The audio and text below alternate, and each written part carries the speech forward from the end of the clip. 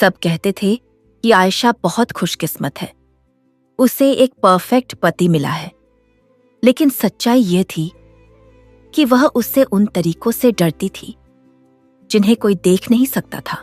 सबको लगता था कि रोहन एक परफेक्ट पति है। वह कभी सालगिरह भूलता नहीं था। हर शुक्रवार वह फूल लेकर घर आता था। सोशल मीडिया पर वह लंबी लंबी पोस्ट लिखता था जिसमें वह बताता था कि वह अपनी पत्नी आयशा को पाकर कितना खुश है। उनकी तस्वीरों में हमेशा मुस्कान होती थी। वे एक दूसरे के करीब खड़े होते थे, जैसे एक दूसरे से बहुत प्यार करते हों। लोग अक्सर आयशा से कहते थे, तुम बहुत किस्मत वाली हो, हर किसी को ऐसा पति नहीं मिलता। आयशा बस हल्की सी मुस्कान देती और सिर हिला देती।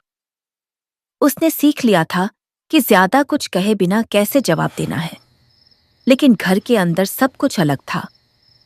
रोहन को हर चीज अपने कंट्रोल में रखना पसंद था। जब भी वे बाहर जाते, वह तय करता कि आयशा क्या पहनेगी।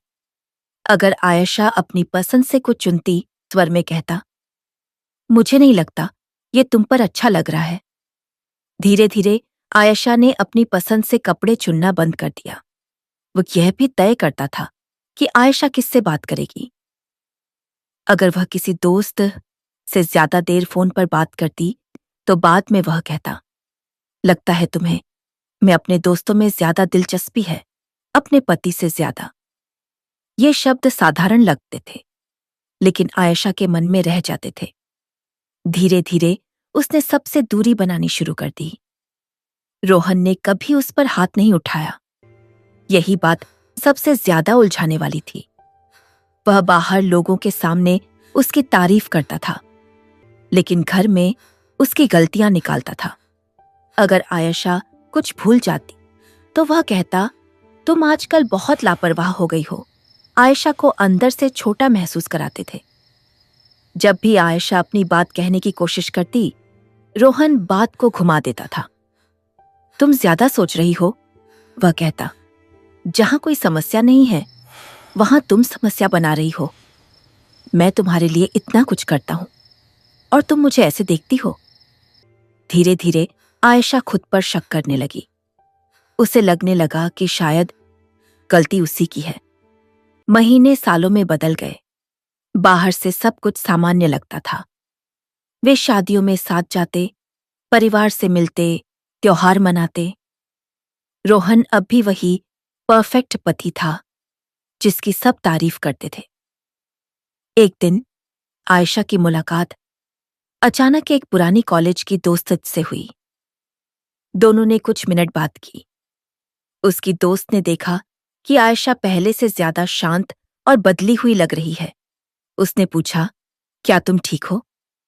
एक पल के लिए आयशा कहना चाहती थी, हाँ, मैं ठीक हूं। लेकिन इस बार कुछ अलग हुआ। वह रुकी और बोली, मुझे नहीं पता।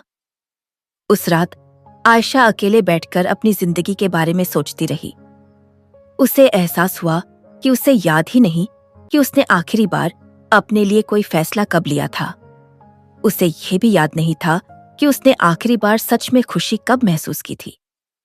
अगले दिन रोहन हमेशा की तरह ही व्यवहार कर रहा था। वह सामान्य बातें कर रहा था, खाने के बारे में पूछ रहा था, फोन देख रहा था। लेकिन आयशा के अंदर कुछ बदल चुका था। जब उसने कोई छोटी सी आलोचना की, तो इस बार आयशा ने तुरंत माफी नहीं मांगी। जब उसने उसके फोन के बारे में सवाल किया, तो उसने खुद को समझाने की कोशिश नहीं की। पहली बार उसने उसकी बातों को साफ साफ देखा, बिना खुद को दोष दिए। अगले कुछ हफ्तों में आयशा ने अपने परिवार और दोस्तों से दोबारा जुड़ना शुरू किया। उसने छोटे छोटे फैसले खुद लेने शुरू किए। हर कदम थोड़ा मुश्किल था, लेकिन जरूरी था।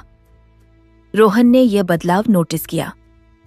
कभी वह ज्यादा कंट्रोल करने लगा, कभी अचानक माफी मांगने लगा, और फिर वही पुराना व्यवहार। अब पैटर्न साफ दिखने लगा था। एक शाम लंबी और थकाने वाली बातचीत के बाद आयशा ने आखिरकार साफ शब्दों में कहा, दुनिया के लिए तुम परफेक्ट हो सकते हो, लेकिन मेरे लिए तुम अच्छे साथी नहीं हो। रोहन ने बीच में बोलने की कोशिश की, लेकिन इस बार आयशा नहीं रुकी। मैंने सालों तक खुद को तुम्हारे हिसाब से बदलने की कोशिश की है। मैं भूल गई कि मैं कौन हूं। अब मैं ऐसे नहीं जी सकती। आयशा ने जाने का फैसला किया। बाहर की दुनिया के लिए यह चौंकाने वाला था। लोगों ने सवाल पूछे। कुछ ने उसे गलत ठहराया, कुछ ने कहा कि उसने गलती की है। लेकिन कई सालों बाद पहली बार आयशा ने वो महसूस किया जो वह लगभग भूल चुकी थी।